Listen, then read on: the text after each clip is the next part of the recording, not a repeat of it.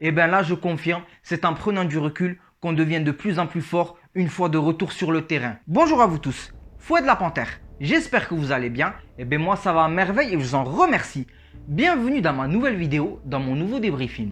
Sujet intitulé du film Tenet, qui est réalisé par un des grands réalisateurs du cinéma américain et même du cinéma mondial, Christopher Nolan.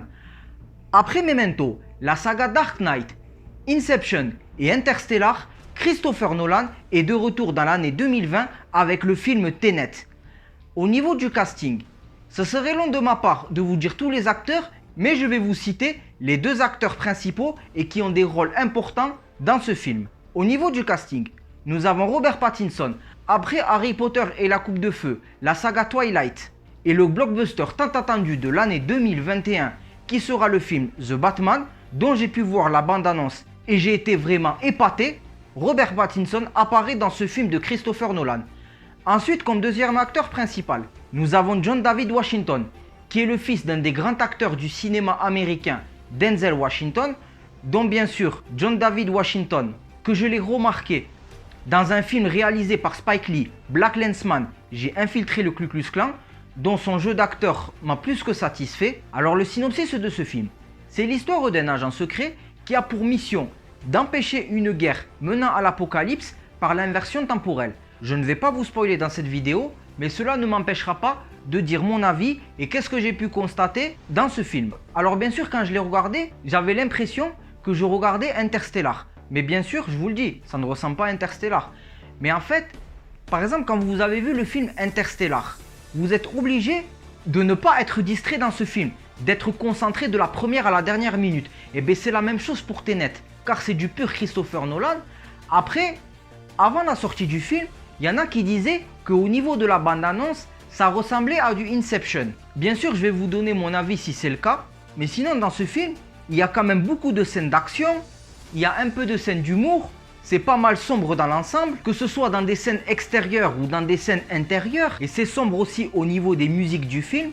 Après, si je dois le comparer avec Inception, pour ceux qui ont dit que ça ressemblait à du Inception, non, je suis vraiment désolé, ce n'est pas similaire. Les deux scénarios sont différents. Parce que pour rappel, et pour ceux qui ont oublié Inception, dans ce film, c'est plutôt en fait des voyages à travers les rêves. Tandis que dans ce film, c'est plutôt de l'inversion temporelle. Parce que le rêve et le temps, c'est vraiment différent. Parce que dans les rêves, c'est des choses qui ne sont pas réelles, mais l'inversion temporelle, ce sont des choses qui se sont réalisées ou qui se réaliseront. Comprendra qui pourra. Mais sinon, je vais vous dire mon avis. Alors, il y a beaucoup de scènes d'action. Le scénario est original. Le jeu d'acteur est vraiment remarquable. Que ce soit les acteurs principaux ou même les acteurs secondaires. Parce que quand même, le fait que John David Washington, comme je vous ai dit, le fait que quand je l'ai remarqué dans Black Landsman, j'ai infiltré le Ku Klux Klan. Sa façon de jouer, sa façon de parler, sa façon comment s'infiltrer, et bien dans le film Tenet, il interprète bien le rôle d'un agent secret, que ce soit pour infiltrer ou pour passer à l'acte. Et bien sûr aussi, le fait qu'il est accompagné avec Robert Pattinson, c'est vraiment un duo époustouflant. Le fait qu'ils agissent ensemble dans la mission. Ensuite, même les inversions temporelles, c'est vraiment original. Parce que vous savez, quand par exemple, quand on parle d'inversion temporelle, on se dit remonter le temps. Vous vous dites, par exemple, retour vers le futur, des choses comme ça. Et bien là, dans Tenet, c'est vraiment différent le système d'inversion temporelle. C'est très original.